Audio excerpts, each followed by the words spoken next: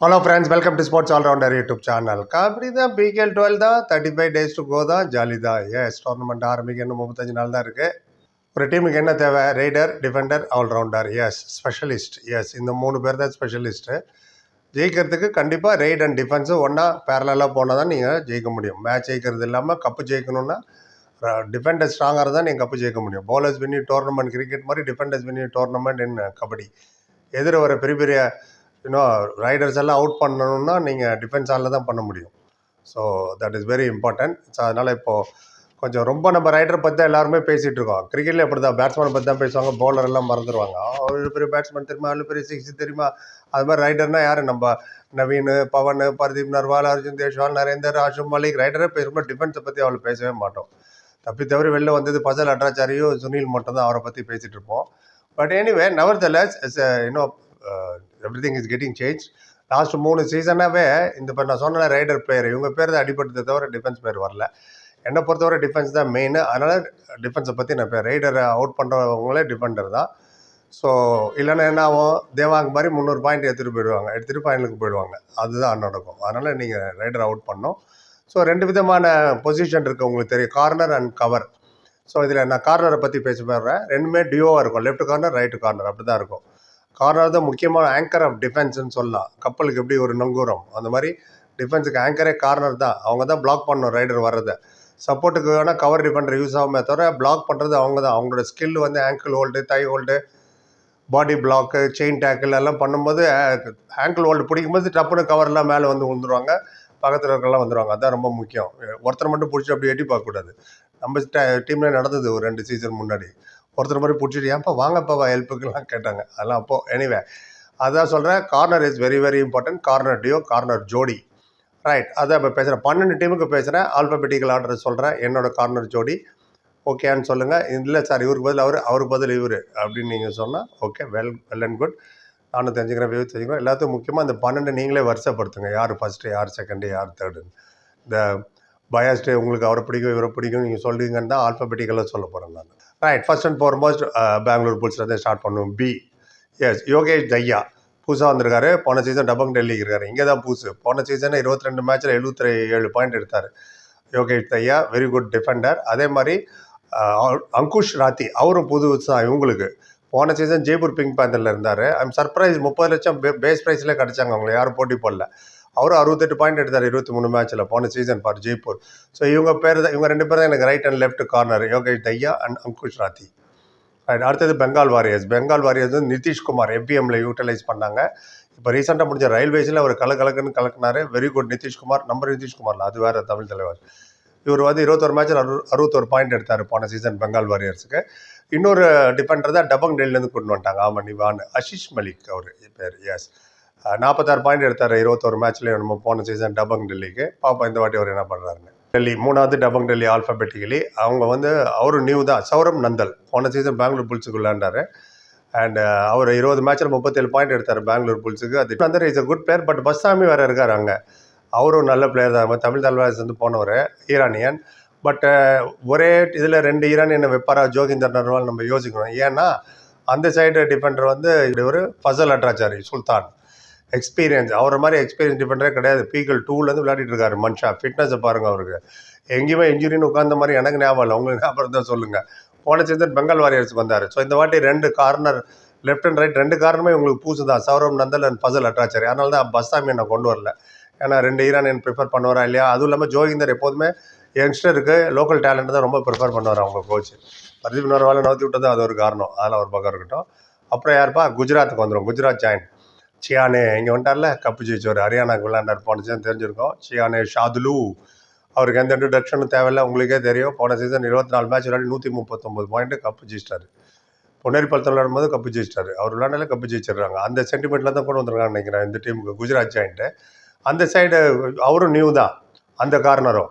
இவரான allrounder Siana, எங்கே ஒன்று நிற்க வைக்கலாம் நீங்கள். அவர் வந்து ரைட்டு கார்னர். அவர் வந்து லக்கி சர்மா. எஸ், லக்கி பாஸ்கர் ஒரு படம் கூட வந்தது, தமிழ் படம், பார்த்தா நல்லா இருந்தது. இந்த லக்கி சர்மா போன சீசன் ஜெய்ப்பூர் பிங்க் பேந்தர்ஸ் விளையாண்டாரு. 18 மேட்ச் விளையாடி 35 பாயிண்ட் எடுத்தார். அவர் கொண்டு வந்திருக்காங்க. பாப்பா அவர் என்ன பண்ண போகிறாருன்னு. அப்புறம் ஹரியானா ஸ்ரீலாஜ், துசிக்கி கீத்தை, அவர் தான். Manpreet Singh defending champion. Right corner அவங்க ராகுல் சேத்வால். 24 மேட்ச் விளையாடி 76 பாயிண்ட் எடுத்தார் போன சீசன். அவர் அப்படியே வச்சுக்கிட்டாங்க ரீடைன் ராகுல் சேத்பால். அண்ட் ஹர்தீப் ரன்பீர் அவரும் வந்து எஃபிஎம்ல இவங்க டீம் தான் ரிலீஸ் பண்ணாங்க. அப்புறம் எஃபிஎம்ல எடுத்தாங்க அவரை. 2 சீசனுக்கு எடுத்திருக்காங்க. 2 சீசன் எடுத்தாங்கன்னா என்ன அர்த்தம்? அப்போ கண்டினியூஸாக விளையாட வைக்க போகிறாங்கன்னு நினைக்கிறேன். லெஃப்ட் கார்னர் அண்ட் 2 ட்ரஸ்ட் இருக்கிறனால தான் 2 சீசன். ஷாதுல் வேற இல்லை.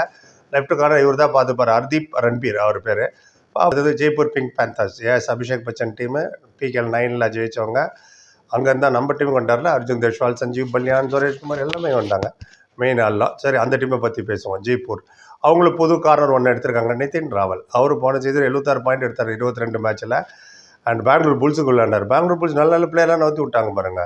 12,000 அவர் இங்கே வந்தார் இப்போ ஜெய்ப்பூருக்கு. இன்னொருத்தர் வந்து திபான்ஷு கத்ரி. அவர் வந்து பிகேல எக்ஸ்பீரியன்ஸ் இல்லை. ஆனால் இவங்களுக்கு ஒரு யுவா டீம் ஒன்று இருக்குது ஜெய்ப்பூருக்கு. யுவா ஜெய்ப்பூர் அது பேர். அவங்க விளையாண்ட டோர்னமெண்ட்லாம் ஏதோ ஒரு டோர்னமெண்ட் விளையாடி ஒரு player of the tournament award வர வாங்கிட்டார். திபான்ஷு கத்ரி அவர் ஒரு கார்னர். ஸோ நிதின் ராவல் திபான்ஷு கத்ரி பார்த்துப்பாங்க. அடுத்தது யார்? பாட்னா பேரேஸ் 3 டைம் கப்பு ஜெயிச்சவங்க. நிறைய பேர் வேறு பாட்னா பேரஸை பற்றி பேச மாட்டீங்களா? அது பேசுகிறேன்ல. ஓகே, பாட்னா பேரேஸ் வந்து அங்கித் ஜாக்லான். அவரும் போன சீசன் இவங்களுக்கு தான் விளையாண்டார். Important player. Season by season improve ஆகிட்டே போகிறாரு மனுஷன். போன சீசன் 25 மேட்ச்சில் 79 பாயிண்ட் எடுத்தார். ஃபைனல் போனதுக்கு இவரும் ஒரு காரணம், அங்கித் ஜாக்லான். கூடவே இன்னொருத்தர் யாருன்னா சோம்பீர் குலையா. அவர் போன சீசன் 14 மேட்ச் விளையாடி 27. அவர் வந்து அனுப்குமார் அவர் மேலே நிறைய கான்ஃபிடன்ஸ் வச்சுருக்காரு சோம்பீர் குலையா மேலே. ஏன்னா அவர் சோம்பீர் குலையா அனுப்குமார் புனேரி பல்தனுக்கு கோச்சாக இருக்கும்போது இவர் சோம்பீர் அங்கே இருந்தார். அப்போ பார்த்துருப்பாரு. போன சீசன் அவர் குஜராத் ஜெயிண்ட் தான் விளையாண்டார் சோம்பீர் குலையா. அவர் புதுசாக இங்கே வந்திருக்காரு. 14 மேட்ச் 27 பாயிண்ட் எடுத்தார் குஜராத்துக்கு. பாப்பா அங்கித் ஜாக்லான் சோம்பீர் குலையா ஜோடி எப்படி இருக்குன்னு. அடுத்தது புனேரி பல்தன். PKL 10 winner. அவங்க வந்து கௌரவ் கத்ரி. இதே டீமுக்கு தான் விளையாண்டார் போன சீசன். 21 match 61 point. அப்புறம் இன்னொருத்தர் பார்த்தீங்கன்னா முகமது அமன். அவரு எஃபிஎம்ல 2 சீசன் எடுத்திருக்காங்க. அதனால் அவருக்கு சான்ஸ் கிடைக்க நிறைய வாய்ப்பு இருக்குது. அதுவும் இல்லாமல் நேஷனல் ரீசெண்டாக முடிஞ்ச யூபிக்கு நல்ல பர்ஃபார்ம் வேறு பண்ணார் லெஃப்ட் கார்னர்.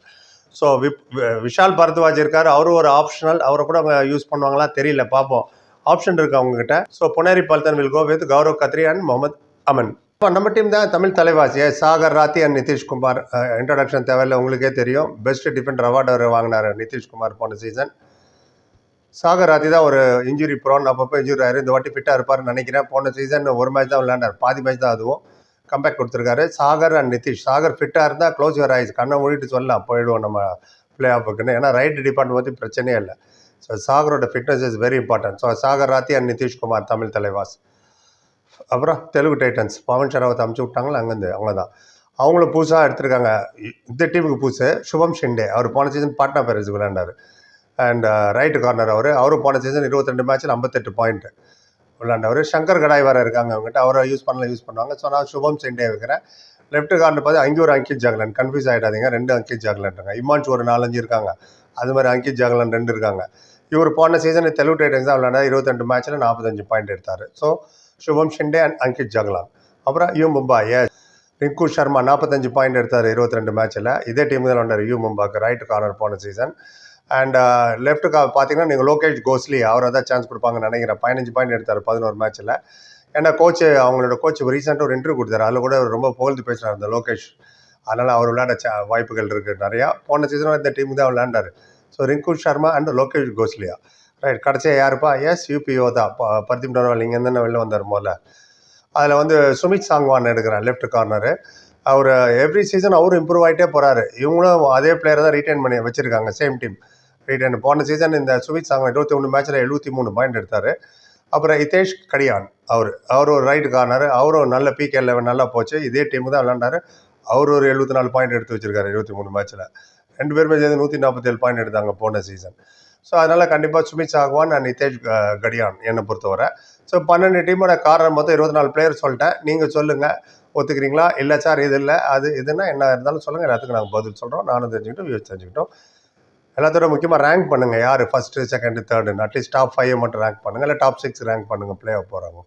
ரைட். பொறுப்பாக நன்றி. Like, comment, share and subscribe. சந்திக்கிறேன். Thank you so much.